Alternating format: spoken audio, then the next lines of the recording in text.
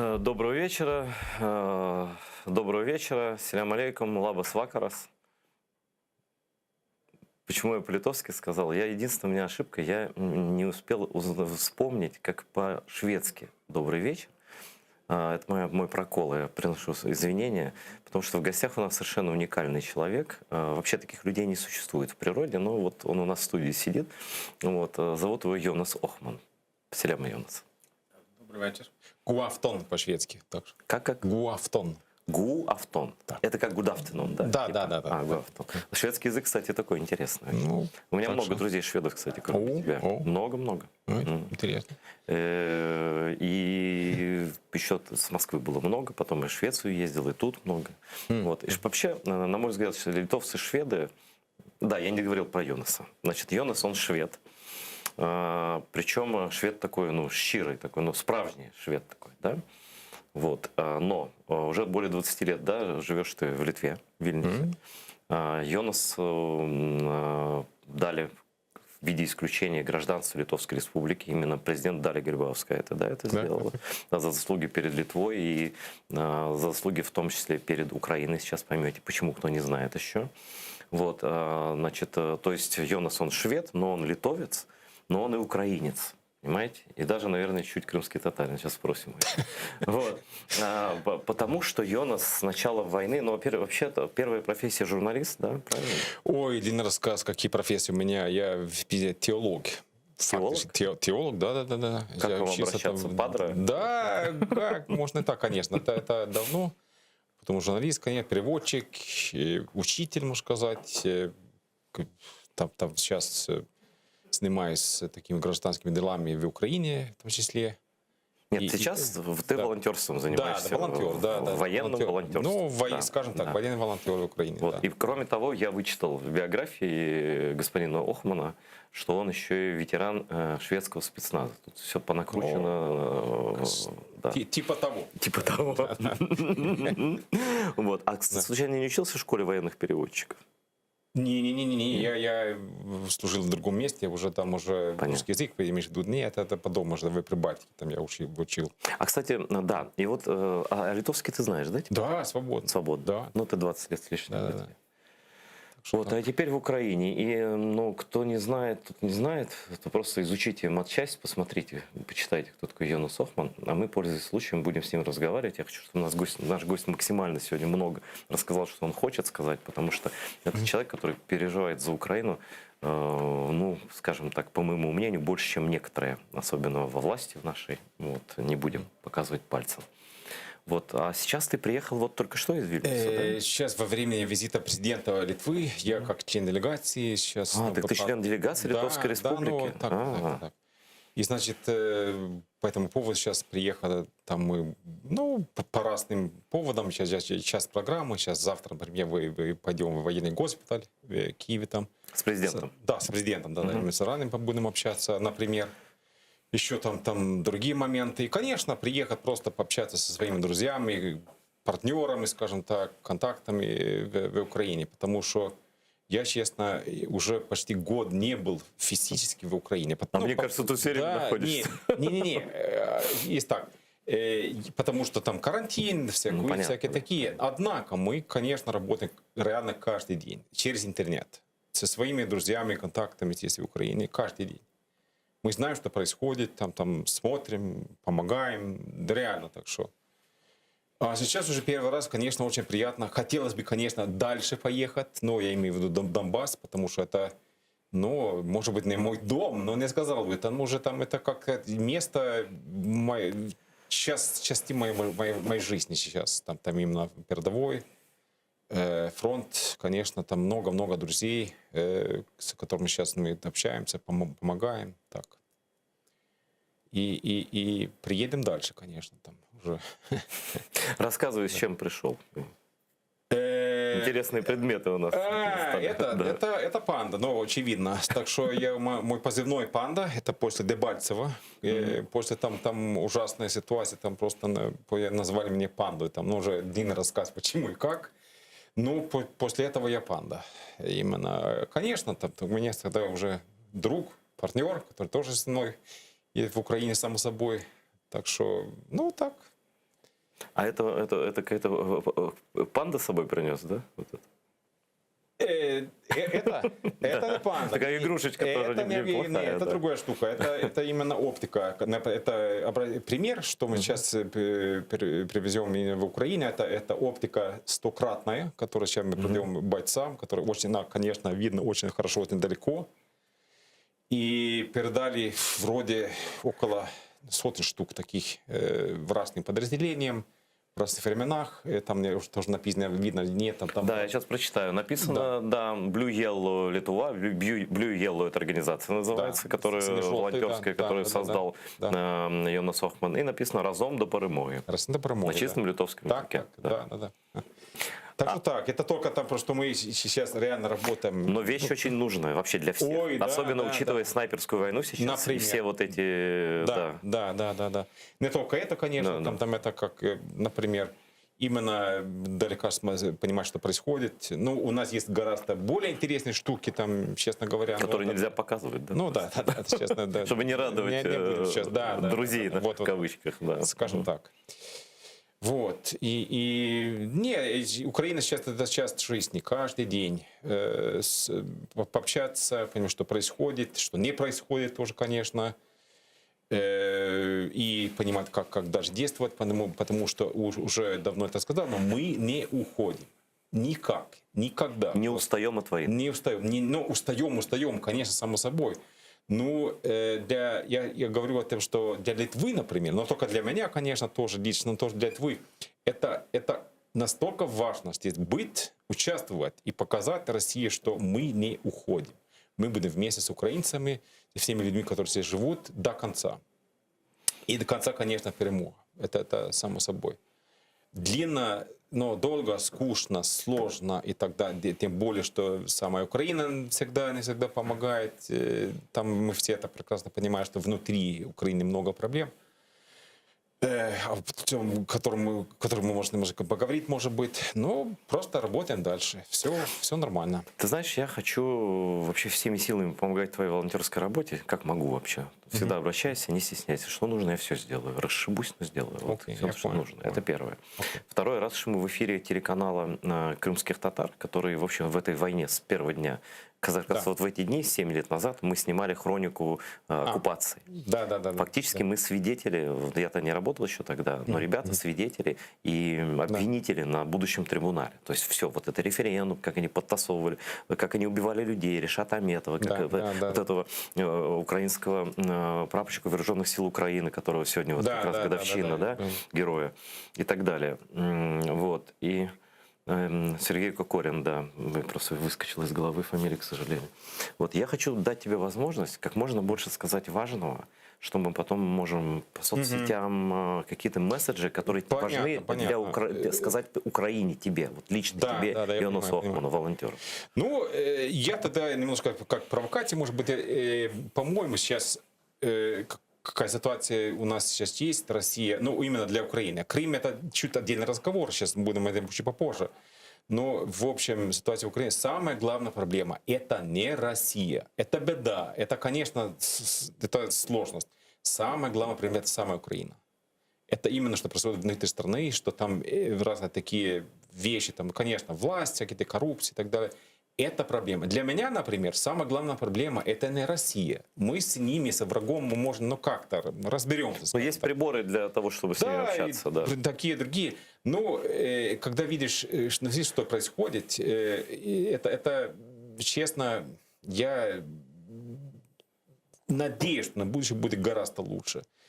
Это страна, ну, держава, скажем так, которая сейчас, конечно, огромная. И люди со своими, так скажем, амбициями, со своими, скажем, ну, может быть, иногда иллюзиями. Но, к сожалению, государство, как я считаю, я как швед и даже как литовец, но это уже далеко до этого. Но я, к сожалению, конечно, это больно это сказать, что надо этим гораздо больше заниматься. А это не только патриотизм, это не только то, что там слава Украине и так далее. Не-не-не, это гораздо более такие, скажем, ну, тонкие, разные моменты, которые именно что создает именно государство. страна, ну, народ, да, это одно, а государство это чуть другое. Я, например, как швед сейчас говорю, как швед, литовец, еще по-другому. Идей, честно, много. Но я знаю, я и родился в настоящем государстве. Я знаю, что это значит. Система, люди, когда что такое власть, что это, ну, как система, как ну, уважаешь, немножко даже боишься, но в хорошем смысле, платишь свои налоги, но система работает.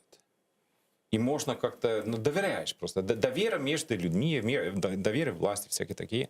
А здесь, ну, извиняюсь. Да говори как есть. Ну, как есть. Это много, конечно, можно говорить. Ну, конечно, самый, может, главный такой скользкий момент, если больной, это именно, это, наверное, феодализм. Именно там феодальная страна, там разные такие феодальные кланы, скажем так, которые между собой, мы это все видим, это знаем, олигархи и так далее, не только, но там. И пока так, пока олигархия такая сильная, как сейчас, но, к сожалению, ничего не получится. И это видно сейчас, это борьба очередная там между разными группами на данный момент. Ну, окей, посмотрим, что получится.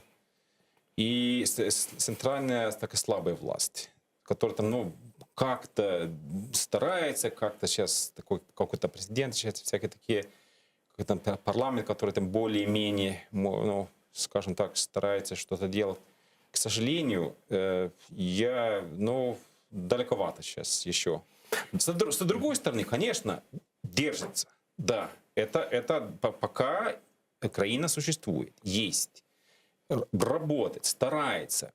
Людей чудов много.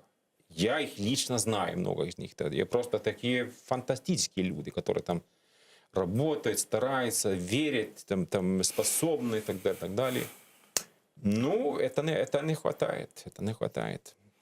И по поводу именно какие-то конкретные примеры, это, конечно, для меня это именно СЗУ, но Збройные силы Украины. Да, давай про армию, вот конкретно, да, по самое больное, да, по самое важное. Ну, мы знаем все прекрасно, что до войны армия это была очень, так сказать, больная точка, скажем так, и что, например, без добровольцев никак все это было прожить, которых я очень много их лично знаю. И сейчас, конечно, со временем все меняется. Вроде сейчас армия, ну, растет, развивается как-то. Но, к сожалению, очень много тенденций, которые сейчас, ну, меня сильно волнуют. Говори. Например, я, ну, конкретно начинаю по обеспечению, которое я очень хорошо знаю. Мы работаем постоянно с подразделениями, там, с людьми, мы знаем. И это недостатки разные, которые сейчас есть, до сих пор. Конечно, сейчас лучше, чем было на 2014-2015, само собой. Но все-таки именно, чтобы можно было нормально воевать, это война. Это именно защищает свою родину. Тогда до этого еще надо гораздо более стараться. Так что именно... Ты не смотрел интервью героя Украины Сергея Сапко? 4 каналу недавно. Наверняка не видел. Но не видел. Надо тебе посмотреть. Окей, я понял. Вот. Он, почему такие параллели у меня возникли? Я взял твое старое интервью, это 16 или 15 год. Да. И тут где-то есть про то, что даже в военной академии висят какие-то советские портреты. Да. Вот, а у вас в военной академии до сих пор висят картины о борьбе с басмачами в Средней Азии в 20-х годах прошлого века. Скажите, ерунда? Нет, не ерунда. И Сергей Сапко там много он чего рассказывает, и как, я думаю, это про все, как говорят, это 10% всей правды, потому что все-таки военный, он не может что-то, какие-то вещи говорить, да? Но даже того, что он сказал, есть достатньо, как кажут, да? То, чтобы прийти в ужас, потому что преподают ватники просто. Вот, ну, понимаешь, что в военной академии герой Украины, боевой, комбриг, белая ворона. Не человек, закончил американскую военную академию. Он там не преподает, а он там учится. Притом его учат советские такие люди. Ты понимаешь? И его хотят, я не знаю, что там будет, я давно просто с Сергеем не общался лично, его все время такая идея висит в воздухе, что куда-то таких боевых генералов куда-то задвинуть. Этого сюда задвинуть, того сюда. А вот эти комбригами там и так далее, во многих случаях назначать людей, которые вообще на войне-то не были. Понимаешь? И людей, которые, то есть идет какое-то вымывание армии. То есть где-то тут еще твоя цитата, ты вообще гений, конечно. Я люблю фразы. Говорит, ладно пережить войну, вы попробуйте пережить мир. Да? Вот о чем ты говоришь. Вроде как война в такой фазе, которая, у нас многие даже не замечают ее, хотя каждый день почти гибнут люди. Но вот это состояние армии, вот оно, мне кажется, размывает. Я могу сказать больше. Например, у нас литовцы сейчас работают в Украине, там в рамках НАТО всякие такие. И они, например, говорят о истории, именно понятие истории там с украинскими офицерами, например. У нас есть как участвовала ли, например, Литва в Второй мировой войне или нет, как участник. Ну, они говорят, нет, мы не участвовали, мы были там, конечно, кто-то воевал там или там, что-то такое. А в Украине есть такая проблема, что офицеры говорят, что мы участвовали, воевали в Красной Армии, всякие такие, но украинцы, гордимся, все так и так. А литовцы говорят, нет, вы там были, конечно, но вы не участвовали. Как государство. Государство. Как вы нация, были просто там туда-сюда, обратно. А они нет, мы там гордимся, Великая Отечественная война, так далее. А именно, например, я видел, что именно понятие истории, именно кто ты, откуда ты, почему мы. И это такой очень хороший пример, который именно сильно отличается, как эти самые литовцы, которые там уже по-другому сейчас себя понимают. А украинцы, это уже есть такой момент такой интересный. Литовцы, они мне говорят, что там, мы попробуем, стараемся это и объяснить, но тяжело. Ну вот как раз с таким явлением Сергей Собко столкнулся. Да. Я понимаю, да. Как два разных мира. А он историю читает, он англоязычный, то есть это человек, который должен быть, по идее, не знаю, начальником генштаба, что-то такое. Да. А тут еще, знаешь, вспомнил про что? Как история важна, да? Для военных в том числе, для офицеров, для всего. Да. В прошлом году из всех библиотек, военных библиотек армейских изъяли, я огромное спасибо говорю человеку, которого зовут Антон Дробович, это директор Института национальной памяти Украины сейчас, который добился, и Минобороны, говорю спасибо за это, потому что они изъяли эту книгу. В 2015 году за государственные деньги издали книгу, которая имеет невинное название, типа «Украина и Крым. История взаимоотношений». И специально библиотечка военного. Она такая маленькая. Чтобы везде было. Их 8 тысяч экземпляров. По всем. Значит, на первой странице я открываю книгу. Они перепечатали, взяли текст какой-то написанный в Лондоне в каком-то там году кем-то, непонятно, который начинается словами.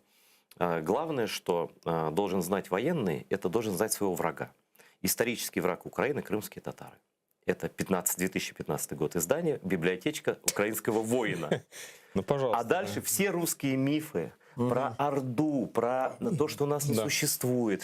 Я говорю, а кто это подписывал? Кстати, за это надо судить, конечно, кроме того, что изъять, потому что вы просто сеете межнациональную рознь в воюющей стране в одном окопе. Вот у меня, допустим, в морпехах крымские татары воюют, где-то еще. Представляете, в библиотеку приходит и к моему товарищу, ветерану, действующему военному крымскому татарину, подходит его друг украинский, говорит, да мы, оказывается, враги. Ну что тут в одном окопе, братья-то они вон. Вот там сидят за кустами. Класс, молодцы, которые там уже придумали такое, я понимаю. Но это же так важно. Вот ты такие вещи замечаешь. Ой. Я, например, могу дать другой пример, например, говоря о УПА, например, у нас тоже в Литве, тоже, условно говоря, УПА, там, лесные братья. Фактически то же самое было и в одно время. Да, которые там после войны, они сопротивлялись до последнего патрона, скажем, там, против МГБ, НКВД и так далее. У нас это позитив. Это просто лесный брат, это боже, партизан настоящий. У нас это просто класс. Я, например, лично беру пример этих времен для себя, но люди, которые там участвовали, партизаны, которые там лесные братья, для меня это пример. Это просто так надо. И для каждого литовского школьника. Для каждого, да. По времени, когда опасно, когда угроза страны, вести себя надо так. А здесь, как мы все бандеровцы, там всякие, так что туда-сюда, обратно, за и против. И тогда я видно, что именно это как образец истории, интерпретируется довольно, скажем так, по-разному, мягко говоря. А это, опять же, там такой пример. Какие примеры у нас есть в истории? Ну, Великая Отечественная война, Вторая мировая война и так далее. И несмотря, не говоря о других там вариантах, так что именно как мы, опять же, там, кто мы, откуда я, мой прошлый, это настолько важно. Я, например, если, опять же, это говорят часто, но если ты не знаешь свое прошлое, ты никто просто. Тебя можно формировать как угодно, так что куда-то скажут, что ты такой, да, окей, хорошо. Платят деньги, вообще-то, да. И это уже, если, опять же, страна, держава, государство, это такая очень важная часть. И вот. Опять же, другой, конечно, но язык, мова, который сейчас, я сейчас действительно учусь сейчас українську мову, да, так, працюю, як вже, да. Але зараз, розмовляю руською. Знаєш, якою мовою? Це я вигадав. Трофейною мовою. Трофейную мову, окей. Вот. И, значит, например, я знаю точно, что, например, до сих пор в вооруженных силах, например, есть офицеры, которые не говорят по-украински. Но плохо очень так, до сих пор. Преподаватели в Академии Генштаба не говорят по-украински. Ну, это я просто не... Опять же, тогда другой вопрос. Что делает им руководство по этому поводу? Ничего. Просто, Был случай очень смешной, но не смешной на самом деле. Буквально месяц назад я просто в интернете вычитал, в одну украинскую школу пришли военные вооруженных сил Украины. Да. Помнишь, да? Да, конечно. И начали агитировать школьников идти в офицеры. Но агитируют почему-то на русском языке. Школьник сказал, можно вы все-таки из украинской же армии? Да. Можно по-украински? Офицеры обиделись и ушли. Да. Ну, вот такой. И опять же, и, конечно, опять же, это понятно, русский язык, это не к нему плохого там нету, это красивый. Это просто о том, кто ты. Ну, все. Да. Опять же, там, как, когда, с кем и так далее используешь, это другой вопрос. Так что, и такие примеры, там, от до, боже мой. Например, в вооруженных говоря, например, как мы сейчас, я волонтер, да, мы работаем. Именно, есть проблема, есть потреба, мы стараемся это как-то выполнить, решать проблему. Это нужно как-то, чтобы человек, который воюет, чтобы меньше он думал проблем, только о том, как именно воевать, как воевать, как-то там действия всякие такие. А наоборот, в вооруженных силах сейчас, если у тебя какая проблема, это твоя проблема.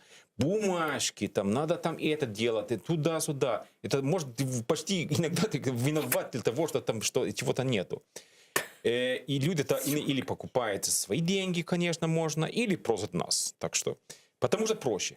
Потому что и быстрее, и дешевле, может быть, всякие такие. А это такое состояние, что именно создает такое, скажем, не только там, а само, что есть так, но более как именно как менталитет создает такой интересный. Так что мы видим все это постоянно, конечно, там. Ну, что могу сказать? Да.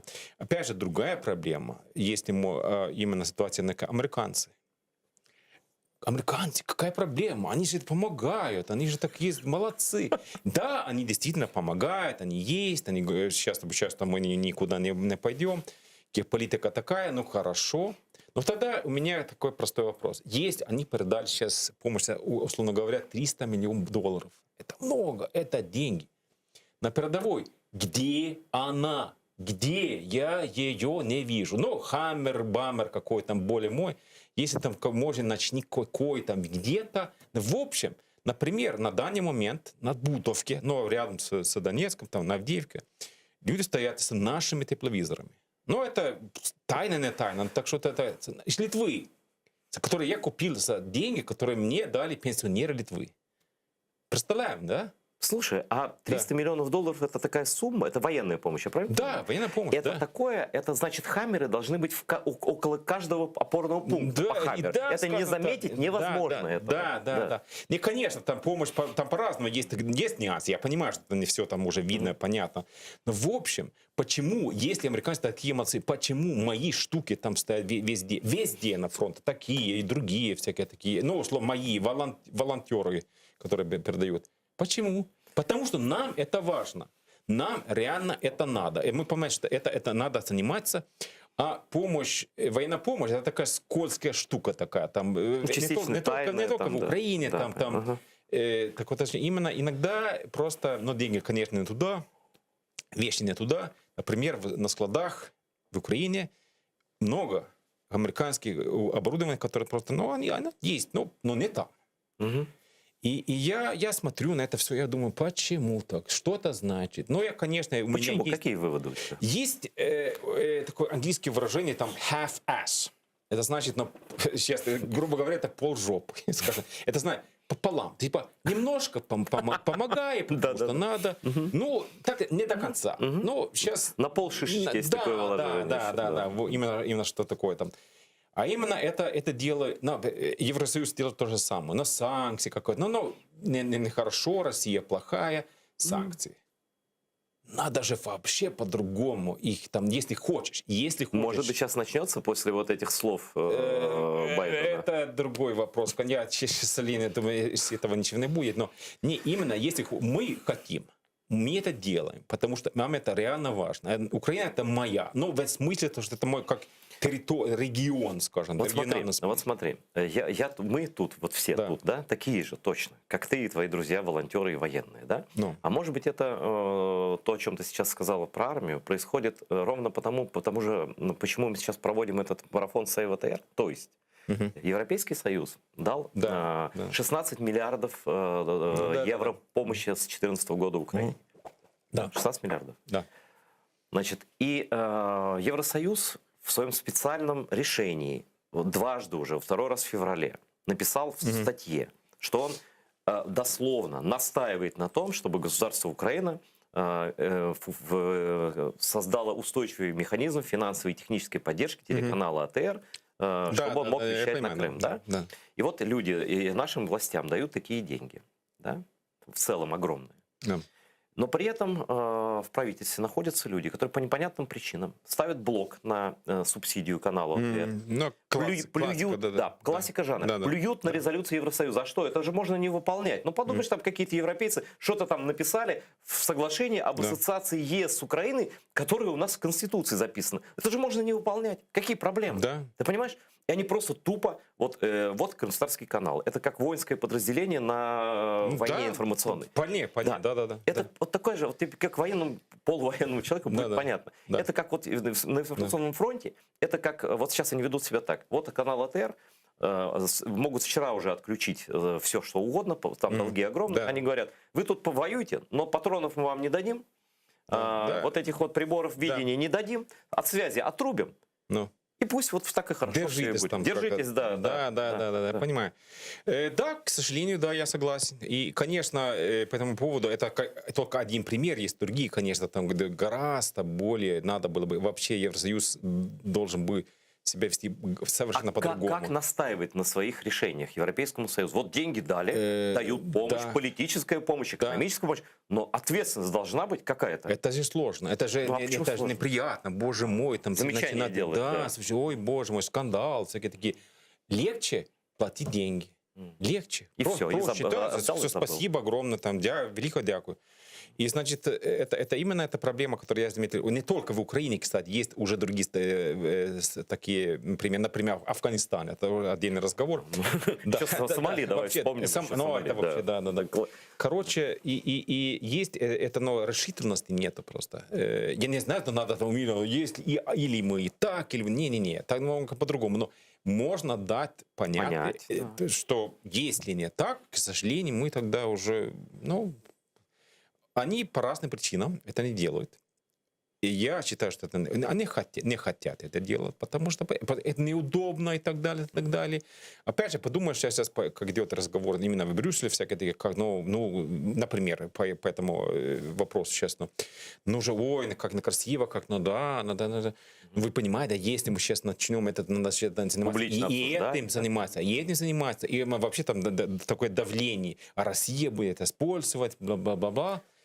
И так далее, и так далее. Хорошо, а что ты думаешь? А что делать тогда? Извините. Просто, конечно, если я был бла-бла-бла, тогда все по-другому. надо, конечно, отработать. Есть люди, и их не так уже мало, конкретно в этом случае в Брюсселе, например, которые там за Украину, за Крым, всякие такие.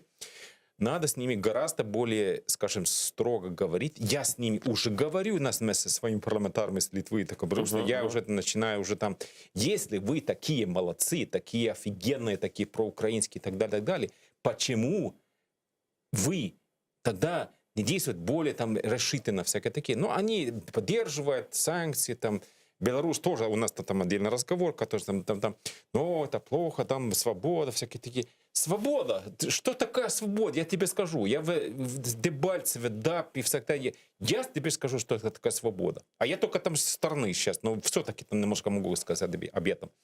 А по поводу именно, ну, экономики всякие такие, там именно развивать страну всякие такие. Это война. В каком-то смысле. Это надо, если хочешь именно поменять с такой стороны, как мы говорим сейчас, извиняюсь, но как постсоветская Мексика, как Украина сейчас, но мы так именно да. Но ты надо заниматься. И деньги, если у тебя есть деньги, если у тебя есть ну, именно способ, это именно давление, ну какая проблема реально? Никакая. Однако не хотят. Не хотят просто, потому что, опять же, Украина очень скользкая штука такая, но там сложная. Смотри, понимаешь, что... Вот да. ты все идеально правильно сказал. Я хочу вот что сказать, что давай, вот и ты по своему направлению, я по своему, давай действительно говорить с европейскими парламентариями, там, я уже знаю, с кем угодно, да, что да. нельзя это вот, то есть, к сожалению, наша нынешняя власть сама по себе никак. очень пассивно, мягко я так скажу. Ой. То есть их надо просто реально просто каждый день напоминать о том, что домашний, как нерадивый школьник, да? Вот, да. Не выучишь вот здесь урок, не приходи завтра в школу. Да.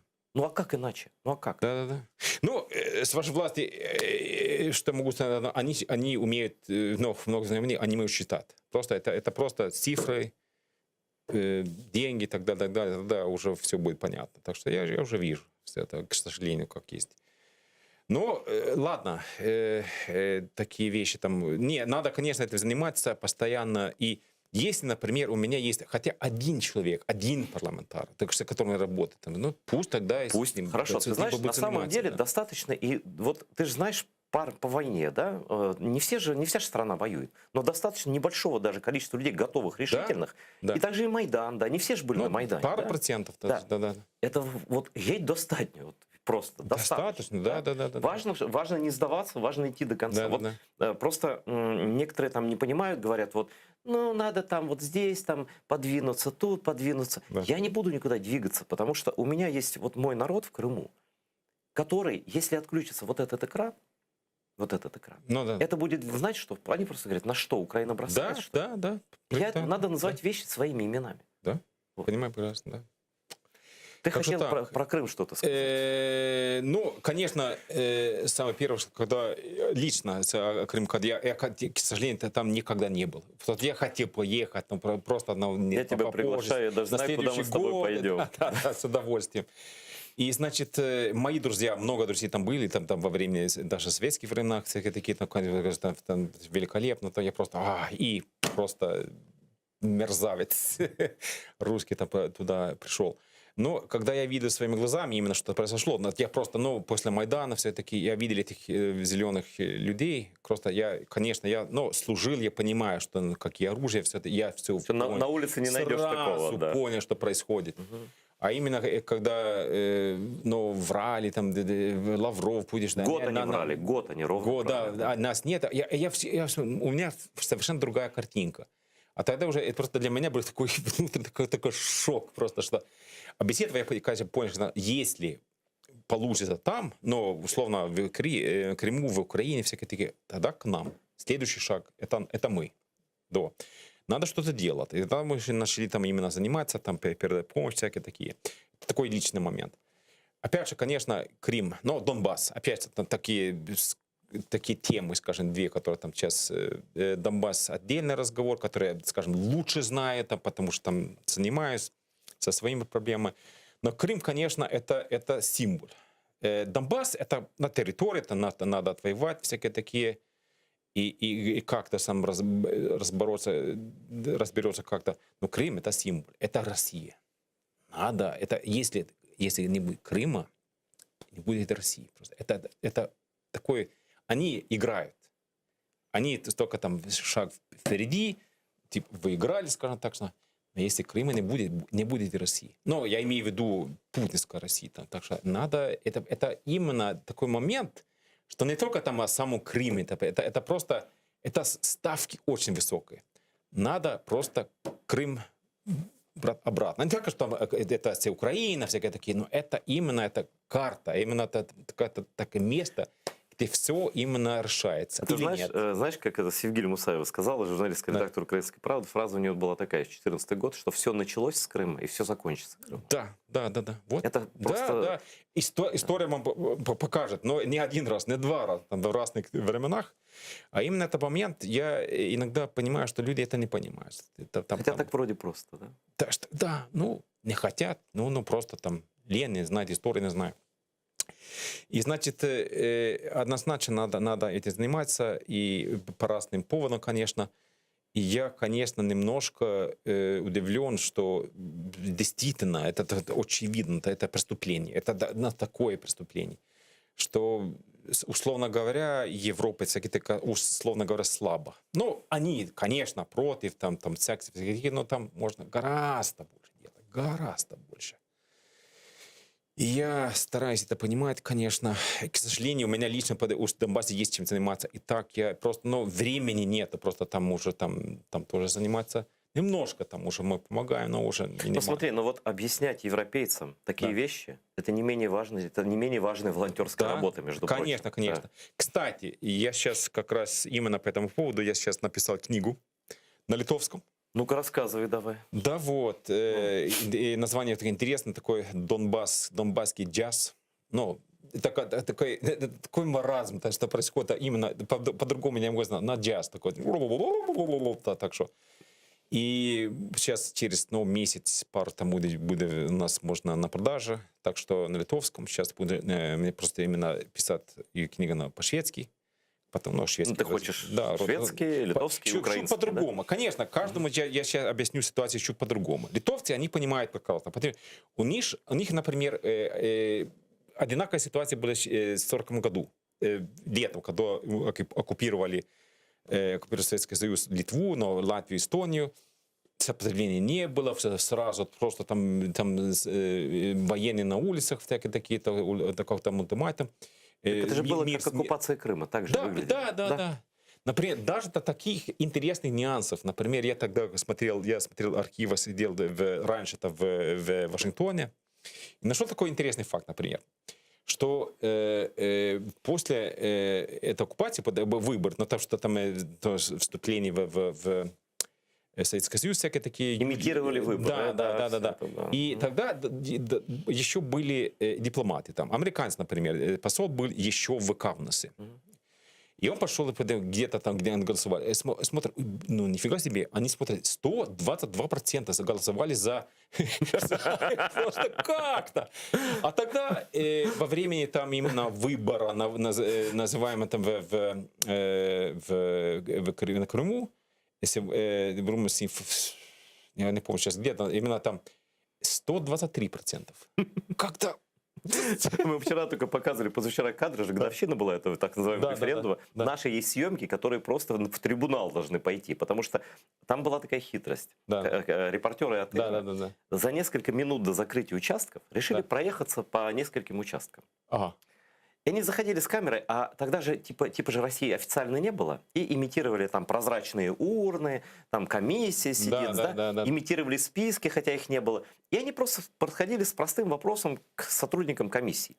А сколько проголосовало людей? Она говорит, 1200. Они переводят камеру на урну, а там вот такая стопочка лежит. И так несколько раз. То есть уже это уже невозможно подтасовать. Это вот снято просто. Да, я понимаю. То есть в реальности, когда Джемилев говорил, что голосовали там 30 с чем-то процентов в реальности, он был прав. Но это разбивает весь русский миф от начала до конца. Мало того, что он незаконный, так его еще и не было даже незаконным. Да. Опять же, признаем, что именно они умеют. Это именно когда имитировать там, мифы, всякие информационная война, всякие такие. как именно Boeing, там всякие такие очень примеров, как там все знают, как есть, но реально, но они ни при чем, здесь разные версии. Спасибо Байдену за то, что сказал правду. Хотя бы, да. Хотя бы начал называть вещи своими именами. Именно сопротивляться против этого, что там именно сказать нет, но не было, разные версии всякие такие, как они постоянно делают. Это надо тоже иметь в виду, что именно надо, правда есть правда. И к сожалению, чаще всего, ну, очень часто, в Украине просто люди просто, ну, как-то сомневаются, может быть, так, по-другому. Нет. Крым это Украина, это оккупация. Донбасс — это Украина, оккупация. Россия — это, ну, честно говоря, не страна, это банда, просто, потому что это другое. Да, и просто надо этим заниматься, надо что-то делать. Знаешь, что надо делать? Надо жить и бороться со всем вот этим дерьмом каждый день. Что ты делаешь на самом деле сам. Да. И, конечно, заниматься собой. Потому что ты тоже... Я уверен, что после всего, что самый лучший враг — это ты сам. Характер, как ты сейчас ведешь себя, как ты себя понимаешь. Это уже читать книги всякие такие. Это важно. Смотри, про книги. Ты вообще в курсе, как литовец настоящий, вот, что у Литвы и у Крыма есть связи, которым там под 700 лет. Да, конечно, да, конечно. Что первый основатель крымского государства, крымских татар, родился в городе Таракае. Да, что у нас общая история, которую просто вырвали русские, переписали все по-другому, но сейчас мы смотрим на это совсем по-другому. И до меня дошла такая информация из Литвы, что мною глубоко уважаемый еще с детства человек, это господин Витаутас Ландсбергис, человек, который, на мое глубокое переконание, уничтожил Советский Союз, но вместе со своими соратниками, с литовцами, со всеми, да, что он хотел бы иметь в своей библиотеке историю крымских татар, 4-томник, который канал АТР успел издать в 2013 году еще в Крыму до оккупации. Эта книга написана Валерием Евгеньевичем Возгриным, он академик из Петербурга. Это был единственный, по-моему, не крымский татарин, член второго Курултая, 92 года в Крыму. Это человек, который писал ее в стол, никогда не думал, что ее издадут. Его прокляли там за это, потому что здесь написана вся правда. Я тебя попрошу, пожалуйста, вот этот 4-томник. Я все не знал, как доставить в Вильнюс. Ой, у меня логистика, это я думаю, что при желании это завтра уже будет в Вильнюсе. Ты это сможешь. Да. Вот это такая увесистая история. У нас вообще история тяжелая у крымских татар, как у литовцев, тяжелая. Но она того стоит. Вот господин Витаутас Ландсбергис с огромным почтением и уважением. Дякую. Вот. Продам. Спасибо большое. Спасибо тебе за то, что ты делаешь, за то, что ты пришел, за то, что ты всегда с нами, что вообще вы всегда с нами. Дякую. И литовцы, и шведы, кстати, тоже. Разум до перемоги. Да. Спасибо. Я хочу 2 слова буквально сказать. Во-первых, поблагодарить, что вы смотрите, что вы подписываетесь на Patreon. Это помогает нам сейчас выживать и бороться. За то, что вы репостите, участвуете как можете только в том, чтобы в публичной поддержке канала АТР. Сейчас я хочу 2 слова сказать, просто то, что меня очень сильно волнует вот в последние буквально пару дней. Как вы знаете, правительство утвердило стратегию розвитку крымско-татарской мовы до 2032 года. И это позитивный момент, который даже Европарламент отметил, что это хорошо. И в отрыве от всего прочего, конечно, это огромный плюс. И только сказать спасибо, так сказать, пожать руку и так далее. Но глядя на фоне других событий, которые происходят одновременно, у меня есть большое подозрение, что эта стратегия до 2032 года чем-то напоминает вот эту знаменитую притчу про Хаджана Средина, когда либо осел, говори, что хочешь, либо осел умрет, либо султан умрет, либо Хаджан Насреддин умрет. Да? Дело в том, что никак не вяжутся такие обещания, такие стратегии с тем, что, ну, грубо говоря, с тем, что закрывается телеканал АТР, единственный носитель этого языка, в котором есть единственный круглосуточный детский канал «Ля-Ле», который вот скоро отключат за неуплату со спутников, и все, оглохнет эфир. Там 24/7 переведенные мультфильмы, фильмы на крымстатарский язык, благодаря чему дети это заговорили по-крымско-татарски. Там этот алфавит, который они хотят развивать, но он там есть уже, там этот язык есть. Да? И на это как бы авторам этой стратегии наплевать на то, что не будет АТР и не будет. Я сейчас приведу такую страшную метафору, она запредельно страшная, я это понимаю, но чтобы правда была очевидна, мы берем пример с господина Байдена и называем вещи своими именами. Вот я это все-таки скажу. Вы знаете, чем такой подход к крымским татарам некоторых представителей нынешнего правительства Украины, к каналу АТР, вот ко всем нам, ко всему, к нашему народу, можно его иллюстрировать такой страшной картинкой. Знаете, если взять вот школьника, да, выколоть ему глазки, ампутировать ему язык, заткнуть ему чем-нибудь уши, да, а потом подарить ему красивый изданный букварь. На, иди учись. Да. Ничего не получится без системной поддержки всего крымско-татарского. Если вы хотите, чтобы закрылся детский канал Лале и закрылся канал АТР, и при этом через какое-то время решите подарить крымским татарам красивые иллюстрированные книжки на их языке, знаете, спасибо не надо, спасибо оставьте себе, если вы так к нам относитесь. Или же докажите деятельно, что это не так, что моя страшная метафора не имеет под собой никакого смысла. Всего доброго.